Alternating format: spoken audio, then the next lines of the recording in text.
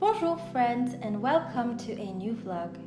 Today I am taking you to l'île de la Cité to discover Marie-Antoinette's prison and then one of the most majestic chapel I have ever seen.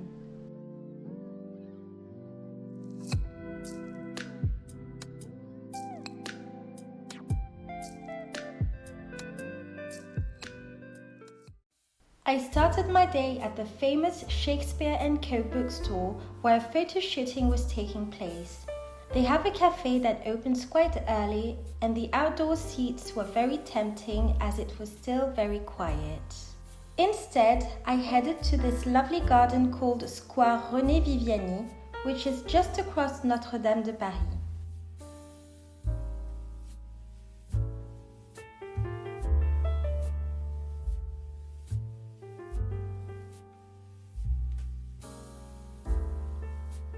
It is a place I enjoy a lot and I like to sit there whenever I have a little snack in the area.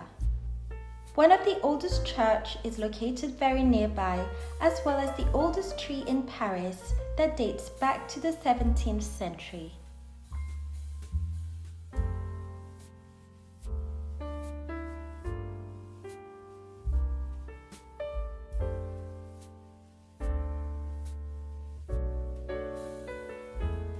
Of course, I could not come to l'île de la Cité and not spend some time with Notre-Dame de Paris. As you may know and can see, it is not possible to get inside the cathedral as there has been a big fire back in 2019.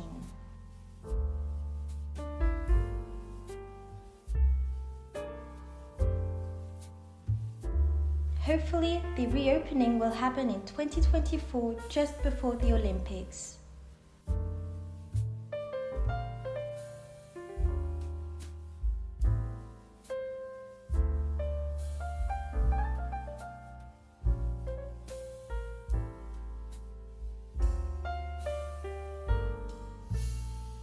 L'île de la Cité is a very well-preserved historical area as some of the streets and architecture still echo to the medieval times.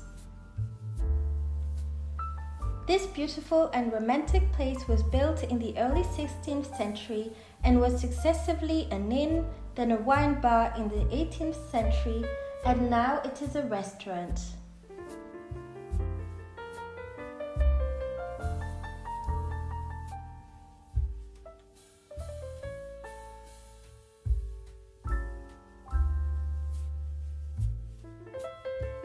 Now let's focus on the two main attractions I want you to discover, la Sainte Chapelle and la Conciergerie. La Conciergerie, the building on the left, used to be a palace, then a courthouse and a prison during the French Revolution. It is a very impressive building and the visits focus on its role during the Middle Age and the Revolution. One of the most famous residents was poor Marie-Antoinette, who spent her last moments there before her execution. But just before we enter the famous building, let's make a small detour to Place Dauphine, a charming little square in the heart of Paris, tucked away from the Parisian traffic and noise.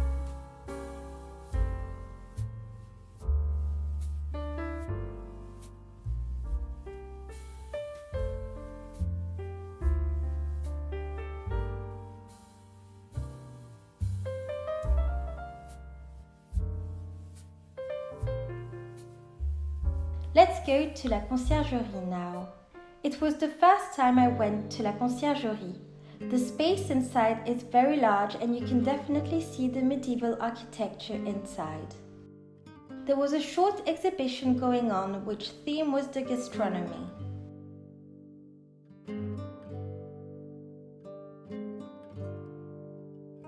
The best way to visit is to grab a histopad, which gets you into an immersive visit as the rooms in the first part are rather empty.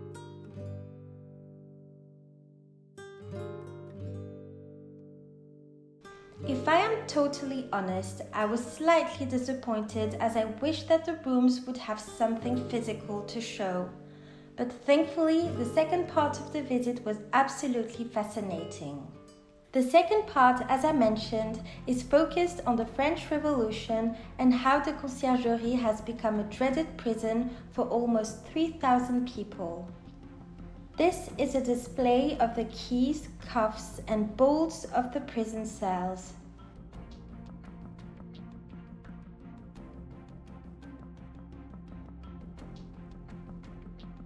This room was the clerk's office, and this one is the grooming room where prisoners had their hair cut so the guillotine would cut through more easily.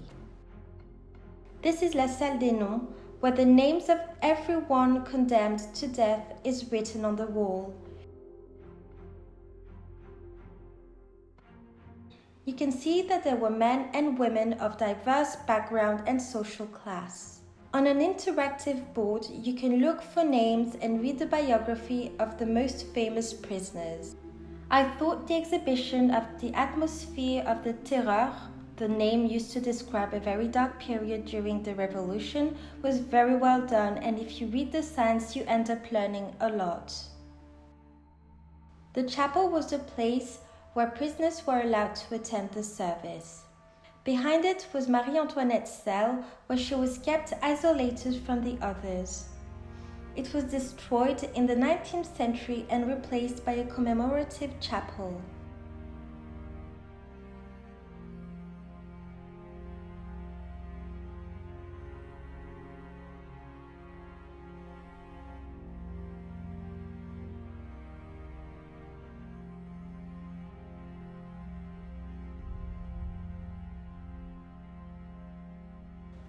Some of Marie-Antoinette's belongings were displayed, as well as more paintings, and this one shows the moment when she leaves the Conciergerie to go to the guillotine.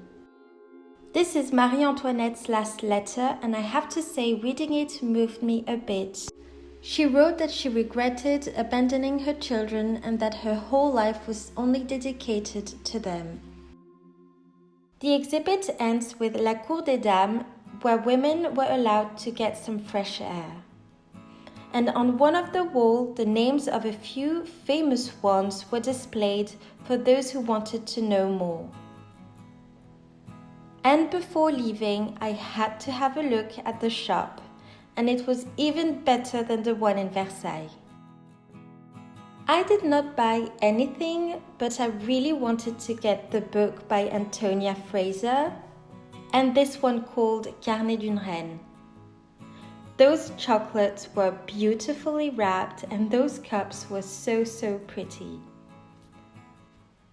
Now off to one of the most outstanding places I have ever seen, La Sainte Chapelle, built in the 13th century.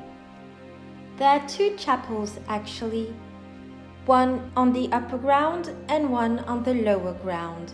The lower ground was more for the lower class, but looks incredible nonetheless. The main figure is the King Louis IX, also known as Saint Louis, who wanted to keep safe prestigious relics from the Christ.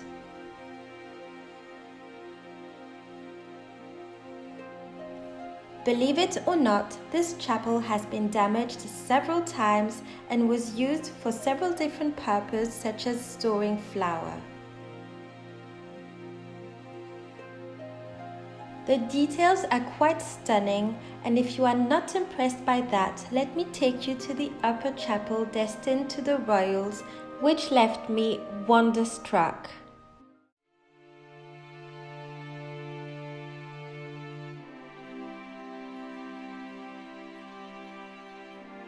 Yes, this place is real. There are 15 gigantic stained glass windows. Some of them are of origins.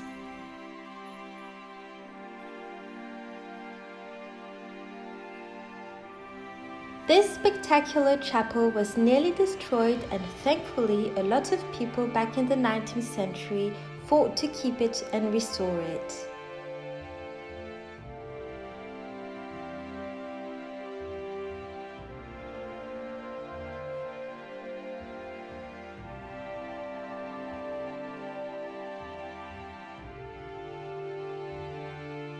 Nowadays, there are no religious celebrations in it except for very, very rare occasions.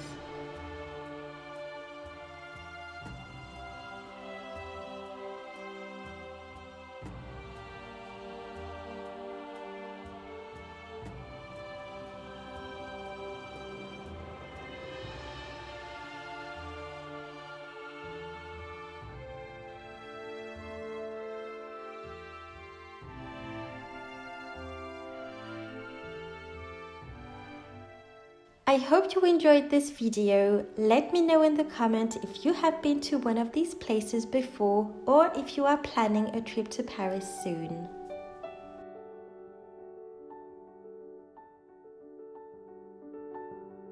Thanks for watching my video and don't forget to like, comment and subscribe for more. À bientôt!